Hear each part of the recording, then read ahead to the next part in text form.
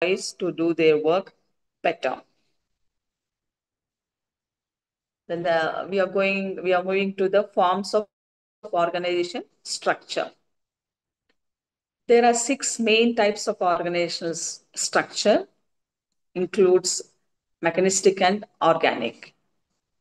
So mechanistic structure, this type of structure is rigid and works best for organizations that don't face frequent changes like stable manufacturing companies. And the key features of this mechanic structure is centralized authority. Decisions are made by the top management and clearly defined tasks. Everyone knows their responsibilities, making it easier to achieve goals. And little flexibility means here this structure is not easily adjusted for changes in the market or technology. For example, a traditional factory with fixed processes and minimum external changes. And next is we have done with the mechanistic structure, and now we are moving to the organic structure. This structure is more flexible and works well for organization exposed to constant changes like technology or software companies.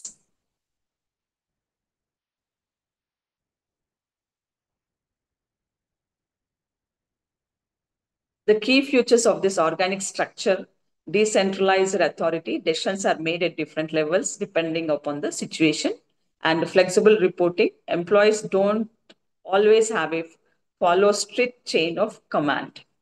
And adaptability, the structure can adjust to changes in the environment. For example, is the software firm that needs to innovate quickly in response to market demands. Then we are moving to the next structure, that is horizontal and vertical structures. Organizational structures can also be classified as both of them, like horizontal and horizontal means here flat, and vertical means tall here. And these horizontal flat structures are divided again into fewer management levels, focuses on employee empowerment and collaboration, and encourages teamwork for problem solving or creative tasks. And for example, a startup where employees work together on projects without strict chain of command. And vertical structure goes with more management levels with a clear hierarchy from the COE at the top to employees at the bottom. Emphasizes authority and reporting channels. As the organization grows, more layers of management are added. For example, a large corporation with multiple departments and managers overseeing each level. So, in summary, we can say that mechanistic structure are ideal for stable environments, while organic structure work well in dynamic setting. Similarly, flat structure encourage teamwork and autonomy, while tall structure focuses on authority and clear reporting lines. Then the next point in this unit is a common organizational design. So here, a simple structure is one of the easiest and most basic ways to organize a business. It is often used by small businesses like retail shops or electronic stores where the owner is also a manager. And the key points here in this structure is one person in charge, the owner or the manager make all major decisions, and few departments will be there in this structure. Tasks are not split into separate departments, and wide supervision. The manager directly oversees 5 to 10 employees, and few rules will be there in this structure. There are not many written rules or formal procedures. So informal communication means here work and communication are casual and flexible in this structure. And the advantages are quick decisions, easy to manage, and flexible. And the disadvantages are hard to handle growth and too much work for one person and confusion among employees. Without a clear rules or regulations, employees might have conflicts. Example of simple structure is small retail store. And the next we are going to bureaucracy. Bureaucratic structure was introduced by Max Weber, a German sociologist, as a structured and organized way to run an organization. He described it as an ideal form of organization based on the fairness and logic. In this structure, everyone has an equal opportunity to grow based on their performance.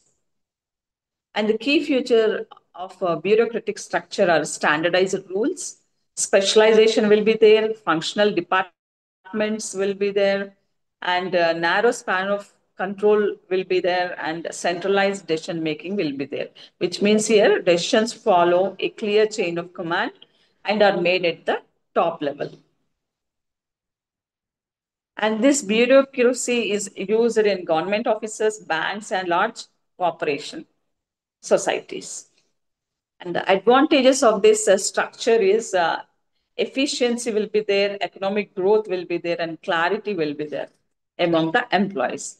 And disadvantages of this bureaucratic structure is lack of flexibility, limited innovations, and the standardization challenges, which means when a situation doesn't fit the rules, it's hard to adapt or modify the process. The example of this structure is a bank operates under a bureaucratic structure. Each department has a specific roles like customer services, loans, and account management. Employees follow strict rules for the process like approving loans or handling accounts. While this ensures consistency, it can also slow things down in a unique situation arises that doesn't fit into the usual procedures. So, in summary, you can say that bureaucracy is an ideal form of organization that values stability, efficiency, and order, but it can be too rigid for dynamic or rapidly changing environments. The next, we are moving to the next topic, that is matrix structure. It is a combination of two type of departmentalization, which means functional and product basis. It is a commonly used in the universities, research laboratories, construction companies, and similar organizations. The key feature of matrix structure is functional departmentalization, production departmentalization, and dual reporting. Here, dual reporting means employees report to both functional managers, marketing or finance managers, and production manager. For example, project or division head.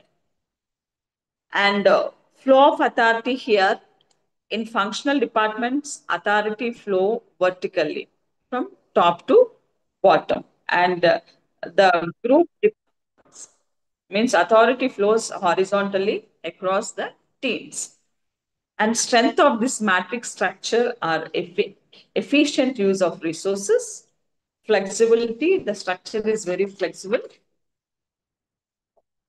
and focus on goals. Teams can focus on both the functional and product specific goals, balancing organizational priorities. And the weakness of this matrix structure is confusion in reporting and power struggles. Conflict may arise between functional and product manager or the authority and priorities. And employees' stress will be there in this matrix structure. Reporting to the multiple managers can lead to stress and role ambiguity. And the example of this matrix structure, I can say that the functional department like engineering, procurement, HR handles tasks related to their specializations. For each project, for example, new building, there is a project manager who oversees the team working on these specific projects. And an engineer might report to both the head of the engineering department and the project manager for the building project. While this setup follows for the sharing of expertise and efficient use of resources, it can also cause confusion in the engineering receives conflicting instructions from the two managers. So, in summary, I can say that this structure is effective for organizational handling complex, interdependent activities, but it requires clear communication and collaboration to prevent conflicts and confusion. So, now we are moving to Unit 6. Unit 6 topic is on contemporary and new designs. So, organizational structure helps employees work together and use resources effectively to achieve the company goals. So, it set up for a formal system of authority and defines relationship between tasks, ensuring the organization runs smoothly. So, the key points of this organizational structure includes division of work, coordination and motivation, and top managers' role. So, first we have to know about what is organization design. So, it is a process of creating a structure to achieve goals. Top managers decide how to manage the structure and culture to keep the organization activities controlled and aligned with objectives. The elements of structure, a recap from the previous unit. I'm going with these points. Elements of the structure, that is, starting we have done with the work specialization, departmentalization, chain of command, and span of control, centralization versus decentralization, and formalization. So these are the elements of the structure. And the examples of organization design are simple structure, a straightforward setup where decisions and authority are in the hands of few, reducing confusion. And modern design, over time, organizations have become global and more flexible, leading to the development of new and complex structures to handle diverse needs. So this organizational structure and design are crucial for ensuring the company works efficiently, remain motivated, and adapt to changes in rapidly evolving business environment. So next we are moving to the contemporary design. Here,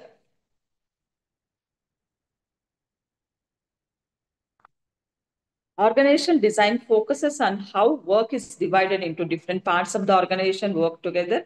It includes main processes, differentiation, and integration. So here differentiation means splitting work and goals into smaller manageable tasks. And this involves like four important aspects: time orientation, how tasks are scheduled or prioritized, and goal orientation. These specific goals manage focus on like customer satisfaction, profit, or innovation. And interpersonal orientation, how people communicate and work with each other, like whether the organization values teamwork or individual work. And the formality of structure, how structure the who structure the organization, and such as having strict policies versus informal guidelines. And next we are moving to the integration. Integration means here bringing all the parts of the organization together so they work well as a team. For example, in a car manufacturing company, the design team, production team, and sales team must coordinate to ensure smooth operations. Next, we are moving to the job design. It is defined as what employees do in their roles and includes three key parts. Like job range will be there, job depth will be there, and job relationship will be there. So here job range means how many tasks an employee handles, and job depth means how much freedom an employee has to make decisions about their task. And job relationship means how a job connects to the organization. Modern organization design. Next one. Organization today are adapting to global business challenges and changing customer needs. Contemporary organization design is flexible and gives employees more freedom. And the advantages of this modern organization design is employees feel more motivated because they have the freedom to make decisions, and team work faster and more communicate better. And disadvantages of this modern organization design is without clear leadership, teams may become disorganized, and limited career growth since everyone works at the same level. And next, we are moving to the factors that influence the organization design. Several things shape how an organization design is formed, such as technology. For example, a factory might use machines to automate work, which affects how tasks are assigned. And size of the organization. A small business might have a simple structure, while a large corporations need multiple departments. And goals are there. Non-profit might focus on serving the community, while the tech company might aim for innovation and profits. And the next topic in this unit is team structure. In this team structure, teams are created to achieve common goals, but each person focuses on their own task. This type of structure is less rigid and than traditional ones. And teams bring together people with different skills to solve specific problems or work on projects. They can adapt to change and are set up with achieve both team and company goals. And types of teams. So here types of team means permanent teams and temporary teams. Permanent teams means these teams work together for a long time on ongoing tasks. And the temporary teams, these teams are formed for specific projects and disband once the job is done. The futures of this team-based structure is less hierarchy, diverse skills, empowered employees, and better teamwork. These are the features of team-based structure. And the advantages of this team-based structure is quick collaboration, easier communication, higher motivation, and skill sharing. And disadvantages are conflicts, more management, unclear authority, pressure to perform. And coming to the virtual organizations, it means a network of companies or individuals working together to produce goods and services. These organizations are usually small but rely on outsourcing major functions to external companies or freelancers. A virtual company is flexible, efficient, and adapts quickly to customer demands. So in these structures, employees will be there, departments will be there, and technology are used. And the key features of this virtual organization is technology driven, innovations, trust and collaboration, and no boundaries. And the advantages are flexibility, low cost, access to global talent, and innovations. For example, a training firm with offices in Mumbai and Bangalore may have a small administrative staff, but releases on freelancers around the world to handle client work. This allows the firm to work with a network of talented professionals without the complexity of managing a large permanent workforce. And the disadvantages of this virtual type of organizations are lack of culture, communication issues, unclear roles, and lack of control. And the challenges here are complexity, strategic planning, loss of control, and employee ambiguity. And the boundary, now we are moving to the boundary-less organization. It means unstructured, flexible organization that removes traditional boundaries such as vertical hierarchies, departmental divisions, and external boundaries. The goal is to encourage free flow of information and ideas to foster innovation, efficiency, and growth. This is a boundaryless organizations. And the concept was introduced by Jack Welch, the former COE of the General Electric, to create more adaptable and less restricted organizations.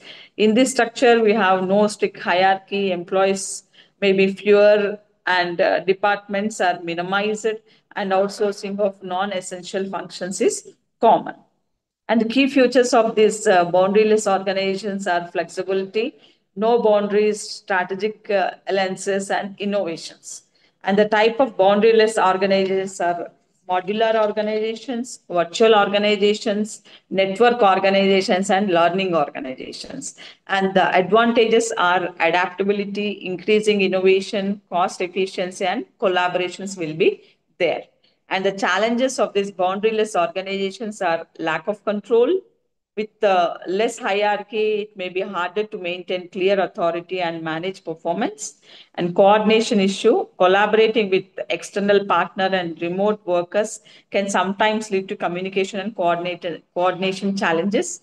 And ambiguity will be there. Employees may struggle with unclear roles or career path without a traditional structure in places. And we are moving to the next topic, that is other new designs. What are there in the organization structure? New organization designs from the 21st century. Today, rapidly changing business environment, organizations must adopt their structures to stay competitive. Apart from traditional design, newer, more flexible structures are emerging to meet these demands. First one is the fishnet structure. The nature is flexible and non-hierarchical, and key features are connecting within the organization can be easily formed and removed. And next is the Saptagi structure. The nature, a boundaryless organization, key features are no clear chain of command, team replacement, traditional department, allow faster decision making, and promotes job rotation across all functional areas. And the next one is a network structure. Key points are independent individuals and high collaboration. And the PUZ structure, here the nature focuses on the optimal size of the team for productivity. And key features here are team are small enough, and smaller teams encourage better communication and less social floating. And hierarchy is minimized or abolished.